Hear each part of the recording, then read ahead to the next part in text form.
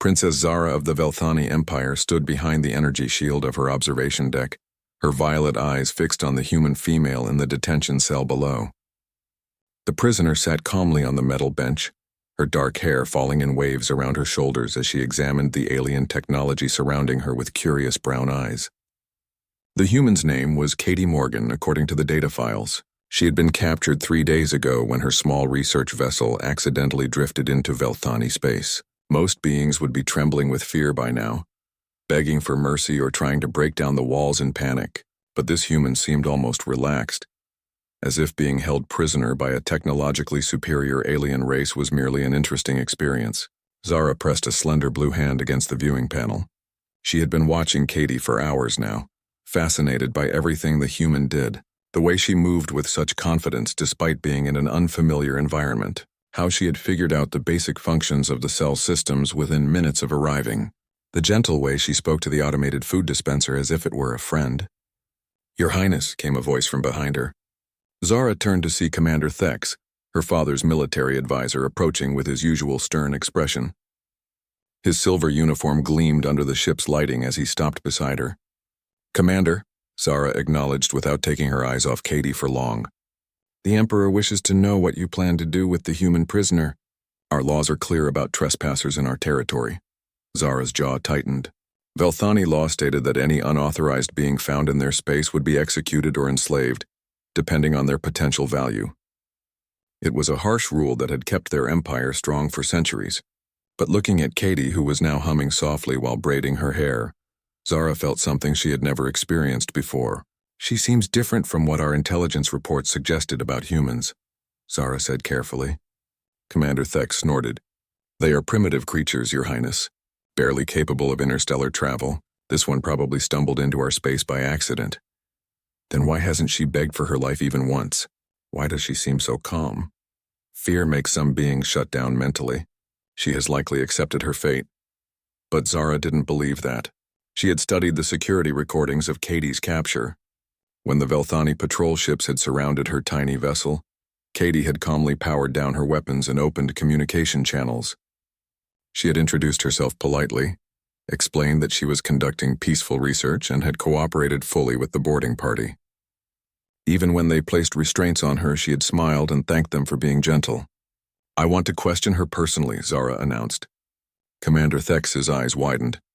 "Your Highness, that would be most irregular. Prisoners are interrogated by our specialists, not members of the royal family. I am not just any member of the royal family. I am heir to the throne, and I will speak with her." Before Thex could protest further, Zara was walking toward the detention level. Her long silver robes flowed behind her as she made her way through the corridors of the massive ship. Other crew members bowed as she passed, but she barely noticed them. Her mind was focused entirely on Katie Morgan. The detention level was stark and cold, designed to intimidate prisoners. Zara's guards took positions outside the cell as she approached the energy barrier. Katie looked up from where she had been examining a wall panel, and her face lit up with a genuine smile. "Hello there," Katie said in accented Velthani. Her pronunciation was rough but understandable. "You must be someone important. Your clothes are much nicer than everyone else's." Zara blinked in surprise. Most prisoners cowered when she appeared. "You learned our language." "Just the basics. Your computer systems are really helpful once you figure out how to ask them nicely."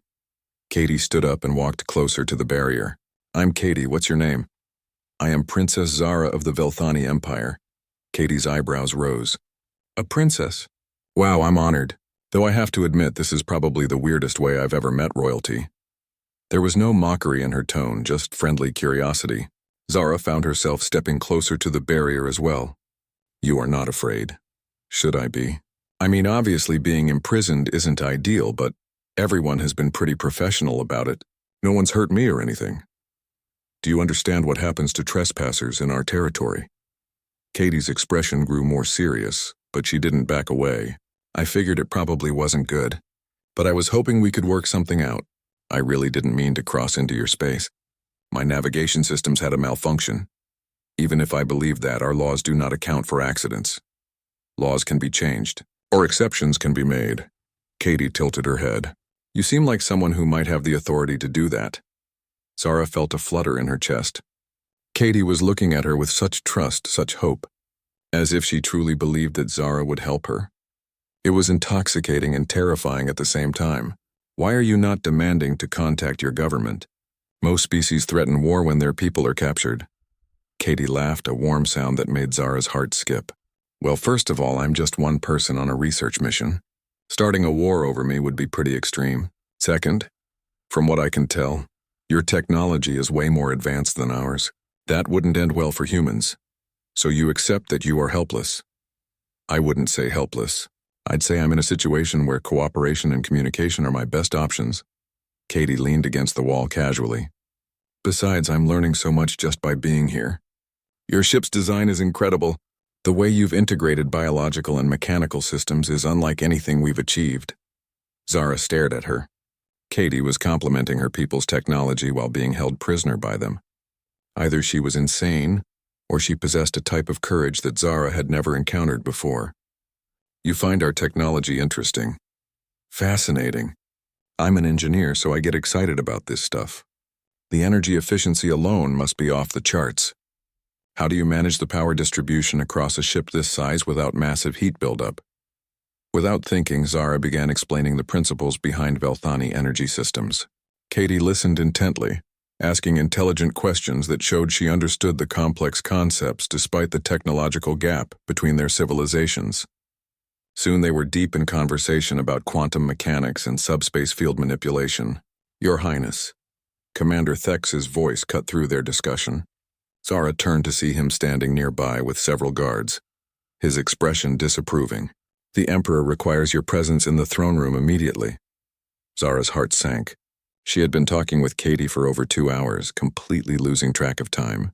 Of course. I will be there shortly. Now, Your Highness. Zara looked back at Katie, who had stepped away from the barrier when the guards arrived. The human gave her a small wave and a reassuring smile, as if she understood that Zara was being called away on important business. Thank you for the conversation, Katie said. I learned a lot. As did I. Zara replied softly before turning to follow Commander Thex. The throne room was a vast chamber designed to showcase the power and glory of the Velthani Empire. Emperor Korth sat on his massive crystalline throne, his ancient features carved from centuries of ruling through strength and fear. Zara approached and knelt before him as protocol demanded. Rise, daughter, the Emperor commanded in his deep voice. I hear you have been entertaining yourself with our human prisoner. I was conducting an interrogation, Father. For over 2 hours. What information did you extract from this creature? Zara hesitated. The truth was she hadn't been interrogating Katie at all. They had simply talked, sharing knowledge and perspectives like equals. She is more intelligent than our reports suggested. Her understanding of advanced science is remarkable for her species. Intelligence that could be useful if properly directed, Commander Thex interjected. Perhaps she could serve as a technical advisor before her execution. There will be no execution, Zara said quickly. The throne room fell silent. Emperor Korth's eyes narrowed dangerously. Explain yourself. Zara's mind raced. She needed to find a way to save Katie without appearing weak or sentimental. The human possesses knowledge that could benefit our empire. Her perspective on our technology revealed several potential improvements I had not considered. She could be valuable as a permanent advisor. Slavery, then, the Emperor mused. Very well.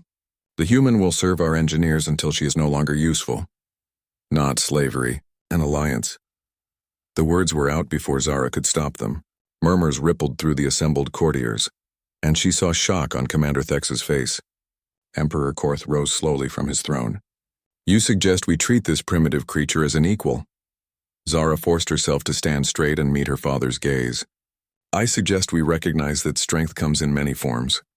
The humans may lack our technology, but they possess something else, adaptability, curiosity, the ability to find solutions we would never consider.